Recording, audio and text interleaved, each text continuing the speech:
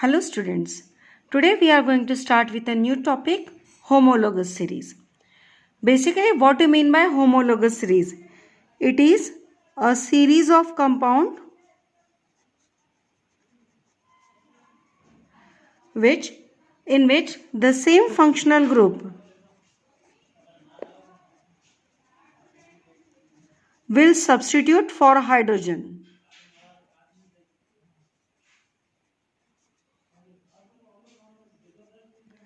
In carbon compounds. Now these are the three main words that must be included in your definition. Okay. So what is a homologous series? It is a series of compounds. That means it goes on in continuation with the same functional group. Now what do you mean by a functional group? That gives specific property to the chain of carbon compounds. Now we know that carbon form compounds with variety of chains, and every carbon chain will have specific property due to presence of the functional group. Now this functional group, when substitute hydrogen in compounds of carbon, then we will call it as a homologous series. Now what are the specific characteristics of homologous series? The very first one, any two consecutive members, they differ by the formula CH2. Okay. Now what is the meaning of the term consecutive? The word consecutive means just next one. Okay. And they will differ by CH2. Like for example, I am taking the simplest example, methane CH4, and its just next member is C2H6 ethane. So as you can see in both these compounds, there is a difference of 1 carbon and 2 hydrogen. So likewise, if we take any homologous series of any particular functional group, any two consecutive members will differ by CH2. The next characteristic is any two consecutive member of a given homologous series, they differ by the molecular mass of, let's say, 14U. We'll continue with this example itself. It is the example of methane. It has its molecular mass 16U. And ethane C2H6, its molecular mass is 30U. We know how to calculate molecular mass, which we have already studied in class 9th. So in these two, which are just consecutive members, the difference in the molecular mass is 14U.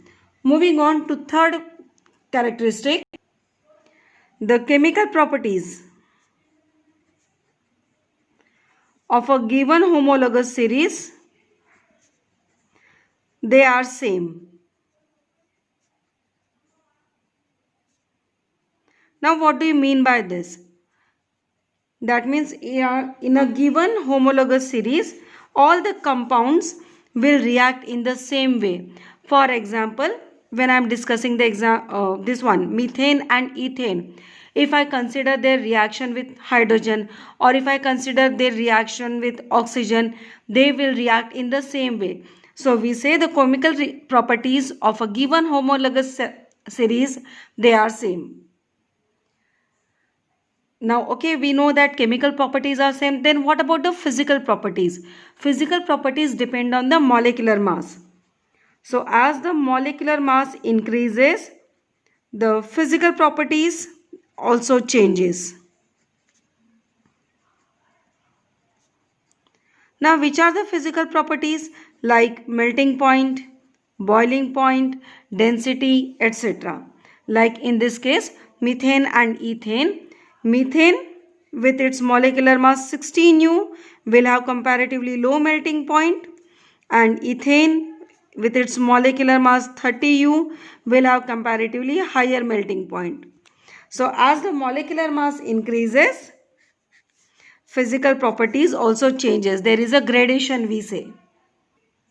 So I can say the molecular mass is directly proportional to melting point. As the molecular mass increases,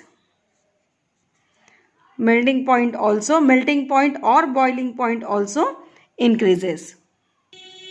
The last characteristic is all the compounds of a given homologous series can be prepared by same method of preparation.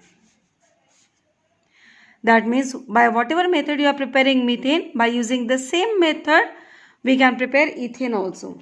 Now all these characteristics of homologous series can be asked either for 2 mark or 3 mark. It's a direct question. Okay, now when we have seen that there exist homologous series of carbon compounds and they have their certain characteristic, we have to discuss its example also. Homologous series, it is basically for the carbon compounds, and we have to study 3 types of homologous series in class 10th. So, depending on the type of bond present in the given carbon compounds, there exist 2 types of homologous series. The one which is present with the single bond and the one which has multiple bond in them. Now, what is the meaning of multiple bond? Multiple bond means it must have either double bond or triple bond in the given compound. So, if the carbon compound, the homologous series of a carbon compound have a single bond in them, we call them commonly alkane. Alkane homologous series. On the other hand, if the carbon compound contains multiple bond, that means either double bond or triple bond, then we call it as alkene and alkyne. Alkene are the carbon compounds which contain double bond in them, and alkyne are the compounds which contain triple bond in them. Whereas alkane are the compound which contain single bond. This I can classify in another way also. This I can name as, instead of single bond, I can say it as they are saturated compounds. And instead of saying multiple bond, I can write as unsaturated compounds.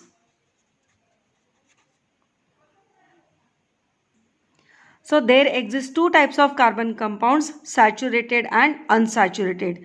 Saturated are those which contain single bond in them, and unsaturated carbon compounds are those which contain double or triple bond in them.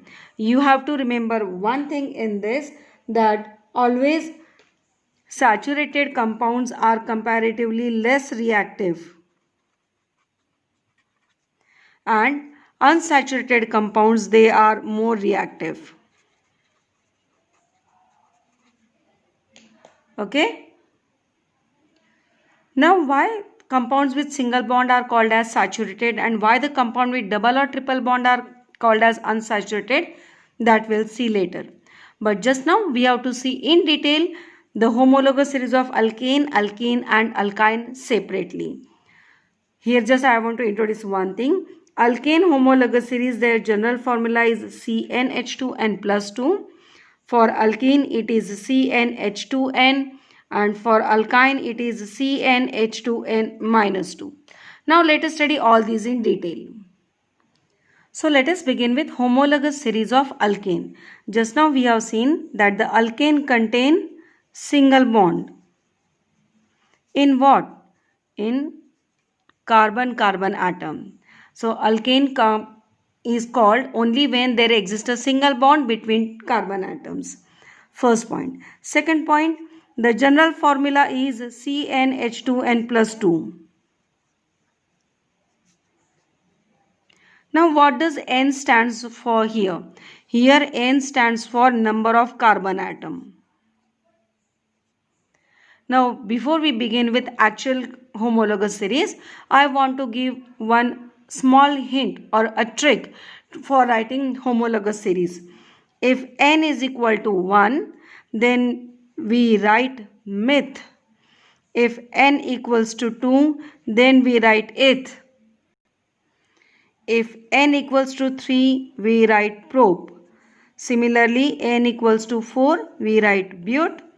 N equals to 5, we write pent, hex, hept, oct, non, dec, so on. But where will be using these words? These words will be used in place of ALK. This thing, it is called as prefix. It is called as prefix. That means the one which is written before the name. Whereas ANE, this part will be called as suffix. That means written after the name. Okay. So right now this ANE, that will not change, but prefix will change. Now how to write homologous series? First of all, we'll calculate molecular formula. Then we'll learn its name. Then its structural formula. Okay. We'll begin with N equals to 1. Now if N equals to 1, what will be the molecular formula? Let us substitute the value in this general formula, and that will be the molecular formula of the given compound. So N equals to 1. This CnH2n plus 2 will give you the answer CH4. So the molecular formula becomes CH4 and the name of the compound. Now listen carefully. How to write the name of the compound? If N equals to 1, we write meth at the starting. And then what we are writing? The suffix ANE. So name of the compound becomes methane. How to write the molecular formula? Structural formula. 1 carbon atom surrounded by 4 hydrogen atoms. And the condensed formula is CH4 itself. Now, second one. This N equals to 2. Let us substitute N equals to 2 in this one. We'll get C2H6. If N equals to 2, then what we are using? Prefix eth. So let us write eth first. Then we'll write suffix ANE. So the name will be ethane.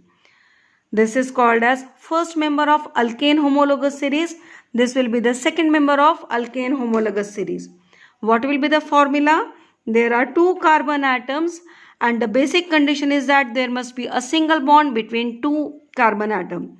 So a single bond between 2 carbon atoms, and the remaining valencies will be satisfied by hydrogen. 1, 2, 3, 4, 5 and 6. So C2H6. Now every time it is not necessary to show this complete structure. We can condense it. We can compact it. So I will write C. There are 3 hydrogen attached with it. Then a single bond. Again 1 carbon and 3 hydrogen bond. So it will be CH3. Moving on to the next one. Now we'll use for N equals to 3. N equals to 3, substitute in this, we'll get C3H8. Okay. Now let us write its name. N equals to 3 means prop. So I will write prop first, followed by the word ANE. So the name will be propane. Okay. Now let us write its structural formula. There are 3 carbon atoms. 1, 2, 3. Basic condition is there must be single bond between the carbon atoms. Complete the remaining valencies. We know that there are 4 valencies of carbon atom. So here we have 8 hydrogen atoms. Let us write the condensed formula. CH3, single bond, then CH2, single bond, then CH3. So this is how we are writing the formulas for various carbon compounds like methane, ethane, propane, etc. Now the first characteristic which I have told you, that 2 consecutive members, they differ by CH2. So you can see this, 2 consecutive members of any homologous series differ by CH2. Now let us go for homologous series of alkene. So now we are beginning with homologous series of unsaturated compound. In that first we are studying alkene. The first one, there must be double bond between 2 carbon atoms. This is the basic condition. Then only the compound will be called as alkene. So there must be at least 1 double bond in the given carbon compound. Secondly, its general formula is CnH2n. Now based with this, we'll solve homologous series. Before we start with homologous series of alkene, we have to remember the homologous series of alkene do not start with n equals to 1. Why? Because there exists a condition, there must exist double bond between two carbon atom, and therefore the homologous series of alkene begins with n equals to 2, and that will be called as the first member of alkene homologous series. So n equals to 2, let us substitute in this. We'll get the molecular formula C2H4.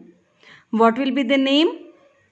N equals to 2, so we are writing it. Now the suffix will be ene, so the name will be ethene. Structural formula: there are two carbon atoms. Condition is that there must be a double bond. Complete remaining 4 valencies of carbon using hydrogen. So we have got C2H4. Okay, we can compact this formula: CH2 double bond CH2. Moving on to the next member of homologous series of alkene, that will be the second member. This will be the first member. Second member, n equal to 3. So if n equals to 3, we'll get C3H6. N equals to 3, then we are using probe. Suffix in this case, it will be -ene. Let us write the structural formula. There are 3 carbon atoms. We must have a double bond between any 2 carbon atom. Complete 4 valencies of carbon atom by using hydrogen. So 1, 2, 3, 4, 5 and 6. Let us compact the formula, condense the formula CH3, CH double bond CH2. The third member of alkene homologous series will have n equals to 4. N equals to 4, substitute in this, we'll get C4H8. The name will be but, because n equals to 4, then we are using but.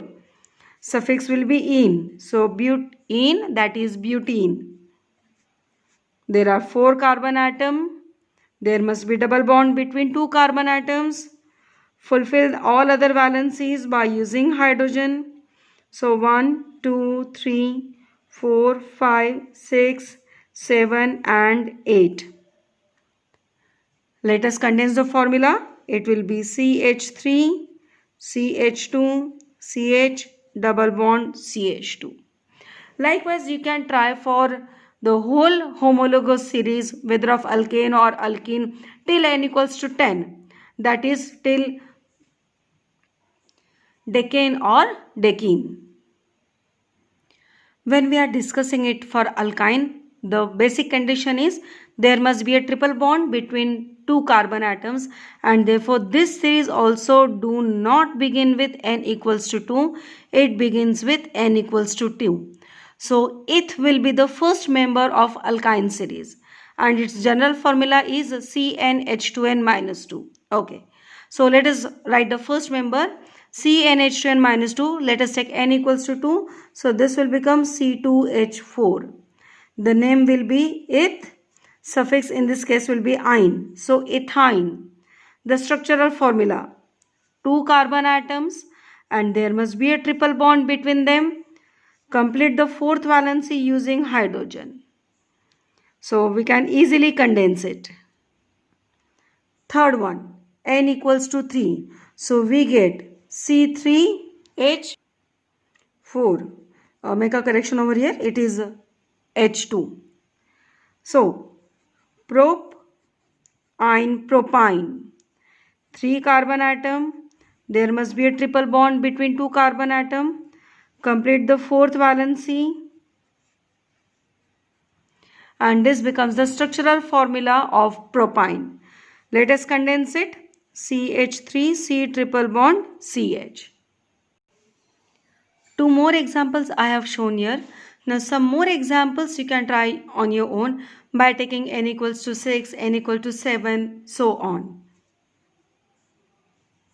So what we have seen, alkene and alkyne, they are called as unsaturated compounds, and alkane is called as a saturated compounds.